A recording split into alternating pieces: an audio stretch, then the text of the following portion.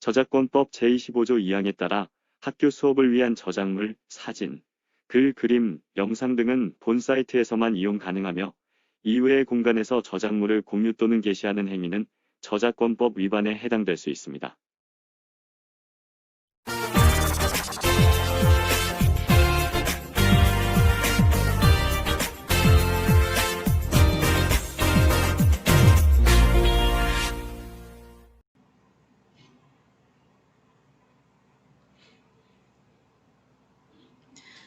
자, 안녕하세요 학생 여러분. 한문 온라인 수업 제5강입니다. 다들 교과서 준비되셨나요? 교과서와 필기도구 없는 친구들은 얼른 준비하세요. 오늘은 교과서 3단원 그려서 만든 한자라는 주제로 이야기를 나눠보도록 하겠습니다. 오늘 배울 내용은요. 한자를 만드는 원리 중 상형과 지사를 안다입니다. 한자를 만드는 원리는 크게 4가지가 있는데요. 그 중에서 오늘은 상형과 지사의 원리에 대해 알아보도록 하겠습니다. 자, 먼저 한자의 3요소에 대해 짚고 넘어갈게요. 2강에서도 잠깐 언급했었는데요. 한자는 크게 모양, 소리, 뜻의 3요소가 있습니다. 자, 첫 번째, 요게 모양이겠죠. 라는 건 소리일 거예요. 그리고 물고기는 뜻에 해당할 겁니다. 자, 한자가 한글이나 영어와 크게 다른 점은 바로 글자 하나하나마다 뜻을 가지고 있다는 건데요. 그래서 특별히 한자를 뜻글자 혹은 표의 문자라고 합니다. 표현하다 할 때의 표, 뜻의자를 써서 뜻을 표현하다 라는 의미죠. 한자의 3요소를 각각 해당 한자로 표현하면 모양형, 소리음, 그리고 뜻의자를 써서 형음의라고 하는데 한문 시간에는 이 한자의 뜻이 무엇인가요? 라는 표현을 많이 들을 수가 있습니다. 옛날부터 우리 조상님들은 한자를 읽을 때 뜻과 음을 붙여서 말했어요. 물고기 처럼 말이에요. 그럼 한자가 만들어진 원리를 배우기 전에 영상 하나 보고 넘어갈게요.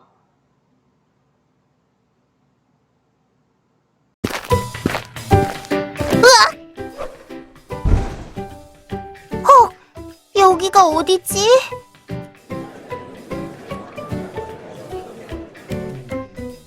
쏴라 끼라. 배가 너무 고프다. 어떡하지? 그래, 미래는 원시인 친구에게 자신의 생각을 어떻게 표현했을까요? 배가 고파서 그러는데 먹을 거 좀 줄 수 있니? 쏴라 끼라. 먹을 식, 입구. 한자는 사물의 모양을 본뜬 그림 문자에서 출발했습니다. 그렇다면 그림으로 그릴 수 없었던 것은 어떻게 표현했을지 생각해 봅시다. 자, 한자는 왜 만들어졌을까요? 자, 옆에 막 나오는데요. 자, 이것의 답은 인간의 역사의 과정 중에서 문화의 최상위 발전 상태인 문자의 발생에서 찾을 수가 있습니다. 고대인들은 의사소통의 방법에서 말을 전달하기 위해 이를 남길 수 있는 기록을 중요시 여겼고 이로 인해 문자의 필요성을 깨닫게 되죠. 중국 황하 지역을 기반으로 하는 황하 문명에서는 한자라고 하는 문자가 만들어지게 됩니다. 이때 문자의 형태는 그림에서 출발합니다. 그림에서 만들어진 한자의 형태로 상형과 지사가 있습니다.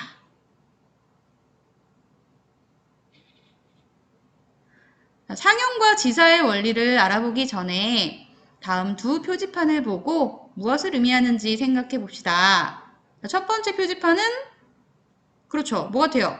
수영하는 사람이 있고 물살을 휩쓸리는 요 표지판은 급류, 급하게 오르는 물을 주의하세요 라는 뜻을 갖고 있고요. 두 번째 표지판은 낚시 금지입니다.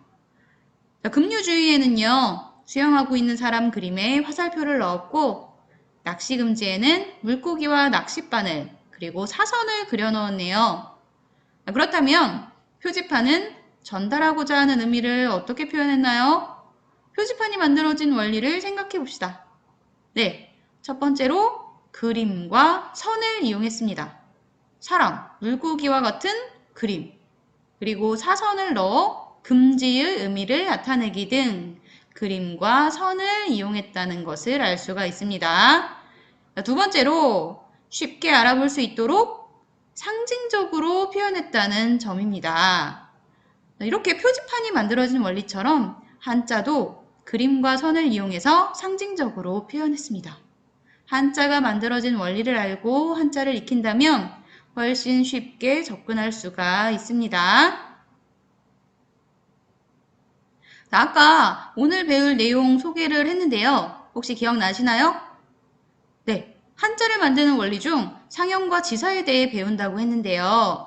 이 두 가지 원리의 차이를 좀 더 쉽게 이해하기 위해서 먼저 아래에 있는 단어들을 구체적 사물과 추상적 생각으로 한번 분류를 해볼게요. 구체적 사물은 뭐예요? 네, 우리가 눈으로 볼 수 있는 형상이 있는 사물들을 얘기하죠. 추상적 생각은 눈으로 볼 수 없는 개념들을 말합니다. 냇물부터 해볼까요? 냇물은 구체적 사물인가요? 추상적 생각인가요? 네, 냇물의 모습은 우리가 눈으로 볼 수가 있으니까 얘는 구체적 사물에 해당되겠죠. 자, 해는요? 해는 눈으로 볼 수 있어요? 네, 우리가 해 그림을 그려봐라 라고 하면은 대부분 비슷하게 그릴 거예요. 눈으로 볼 수 있는 구체적인 모양이 있으니까 얘도 구체적인 사물. 그 다음에 아래는요? 아래, 눈으로 볼 수 있나요? 아니죠, 볼 수 없죠. 얘는 추상적인 생각에 넣어 볼게요. 자, 그 다음에 물고기는요? 네, 구체적인 사물. 그 다음에 근본. 이거 눈으로 볼 수 있어요? 없죠. 자, 추상적 생각. 그 다음에 두 개. 이거 숫자 2. 눈으로 볼 수 있어요? 아니죠. 볼 수 없죠. 자, 추상적 생각에 넣어보고요. 그 다음에 산. 네, 넣을 수 있습니다. 볼 수 있습니다. 그러니까 구체적 사물에 넣고, 자, 끝이라는 개념. 우리가 눈으로 볼 수 있나요? 네, 볼 수 없으니까 추상적인 생각에 한번 넣어볼게요. 자, 이렇게 분류를 마쳤는데요. 상형과 지사가요, 바로 이 차이예요. 한자를 만들 때요, 냇물이나 해처럼 눈에 보이는 구체적인 모양이 있는 경우 그 모양을 그대로 본따서 글자를 만든다면 이게 바로 상형의 원리예요.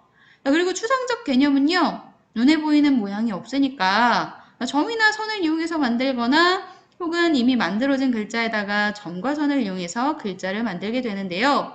이 원리를 지사라고 합니다. 상형이나 지사나 없던 글자들을 새롭게 그려서 만드는 원리인 거죠. 그래서 3단원 제목이 그려서 만든 한자인 거예요. 상형의 원리로 만들어진 한자들은 차례대로 내천, 해일, 물고기여, 외산 혹은 산산이 되고, 지사의 원리로 만들어진 한자들은 아래하, 근본본, 두이, 끝, 말이 되겠죠. 오늘 배울 내용은요, 사실 이게 다예요. 어때요? 어렵지 않죠? 자, 상형의 원리에 대해서 좀 더 자세히 살펴볼까요? 아까 상형이란 눈에 보이는 사물의 모양을 본떠서 만드는 한자의 형성 원리라고 했어요. 정말 그런지 한번 봅시다. 첫 번째, 여기 사람인이라는 한자가 있습니다. 이 한자는 사람의 어떤 모습을 본뜬 글자일까요? 네, 옆모습이고요. 두 번째 한자는 말마라는 한자인데요. 이 한자는 무슨 말의 모습을 본뜬 글자일까요? 네, 달리는 말의 모습을 본뜬 글자죠. 세 번째, 수레를 나타내는 수레거는 수레의 위에서 본 모습을 본뜬 글자가 되겠습니다. 선생님, 그런데 한자가 사물의 모양과 별로 비슷하지 않아요. 라는 의문이 드는 학생이 있을 수 있어요. 우리 지난 시간에 한자의 변천 과정에 대해서 배웠었죠. 한자는 사물의 모양을 본뜬 그림 문자에서 점차 발전하여 여러 차례 모양이 변했답니다. 그래서 상형자라도 현재 글자 형태는 사물의 모양과 비슷하지 않을 수가 있어요. 상형자는 상형의 원리로 만들어진 한자들을 말합니다. 첫 번째 문자는 무엇을 본뜬 모양일까요? 네, 해의 모양을 본떠서 만든 글자예요. 시간이 지나면서 모양도 점점 변해서 지금의 모양이 되었어요. 이 한자의 음뜻은 해일이라고 합니다. 두 번째 문자는 네, 이지러진 달의 모양이죠. 시간이 지나면서 점점 모양이 변하면서 지금의 달월이 되었고요. 세 번째 한자는 네, 산봉우리가 연이어 있는 모양이죠. 지금의 뇌산자입니다. 옛날에는 산을 뇌라고 불렀기 때문에 우리가 뇌산 혹은 어휘를 써서 매산이라고도 해요. 네 번째는 물이 흘러가는 뭐예요? 네, 냇가 모양을 표현했고요. 지금의 내천자가 되었습니다.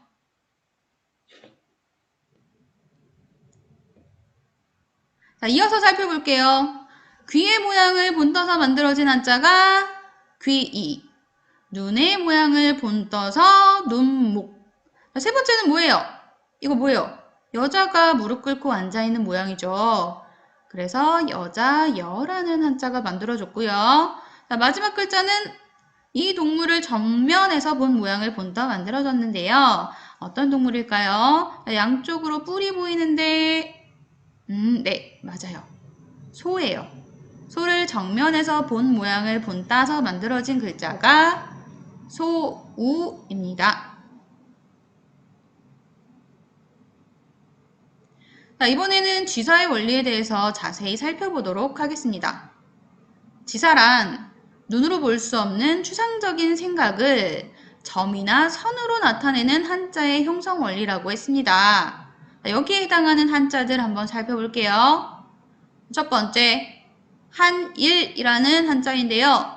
이 한자를 모르는 친구는 설마 없겠죠? 자, 이 한자는요, 막대기 하나를 놓아 이것을 그어 숫자 1을 나타냈어요. 해볼까요? 네, 선을 그어서 나타냈습니다. 자, 두 번째, 위를 나타내는 상이라는 한자인데요. 위나 아래라는 개념은 눈으로 볼 수 없다고 했어요. 그래서 모양을 그대로 본뜰 수가 없었죠. 그런데 여러분 한번 생각해 보세요. 선생님이 지금 손에 지우개 하나를 들고 있어요. 이 지우개는 위에 있나요? 아래에 있나요? 어떤 친구는 위에요. 어떤 친구는 아래에요. 라고 대답할 거예요. 그 차이는 무엇일까요? 네, 기준선을 어디에 두느냐에 따라서 위인지 아래인지가 결정이 될 거예요. 위나 아래라는 개념은요, 반드시 기준이 필요해요. 그래서 한자를 만들 때에도 일단 기준선을 먼저 그은 다음 그보다 높은 곳에 선을 그어 위를 나타냈습니다. 혹은 점을 찍어 나타냈다라고도 해요. 자, 그 다음에 3번. 나무의 근본이 되는 부분이 어디인가요? 네, 뿌리 부분입니다. 그래서 나무의 뿌리에 점을 찍어서 근본, 시작을 나타낸 글자가 바로 근본본이라는 한자입니다. 자, 또 다른 지사자를 알아볼게요. 아까 상형자는 상형의 원리로 만들어진 한자들을 말한다고 했으니까 지사자는 지사의 원리로 만들어진 한자들이겠죠. 막대기 하나를 놓아 숫자 1을 나타낸 글자가 한일, 막대기 둘을 놓아 숫자 2를 나타낸 한자는 두이, 막대기 셋을 놓아 숫자 3을 나타낸 한자는 석삼입니다. 우리가 한글로는 하나, 둘, 셋, 넷, 다섯 이렇게 숫자를 셀 수 있고요. 한자어로는 1, 2, 3, 4, 5, 6 이렇게 숫자를 셀 수가 있어요. 자, 계속 볼게요. 기준선보다 높은 곳에 선을 그어 위를 나타낸 한자. 얘가 위상이고요. 이번에는 기준선보다 낮은 곳에 선을 그어서 아래를 나타낸 한자, 얘가 아래 하예요. 자, 나무목이 원래 있어요. 그 나무의 모양을 본뜬 나무목이라는 한자에다가 뿌리 부분에 점을 찍어서 근본을 나타낸 한자, 얘가 근본본, 뿌리 본자이고요. 본자일 거고요. 그리고 나무의 가지 부분에 점을 찍어서 이게 끝부분이야. 이거는 좀 별거 없는 지엽적인 부분이야. 라는 걸 나타내는 한자가 끝말자입니다. 자, 여기까지 한자를 만드는 원리 4가지 중 상형과 지사의 원리에 대해서 알아봤고요. 각각에 해당하는 한자들도 같이 알아봤습니다.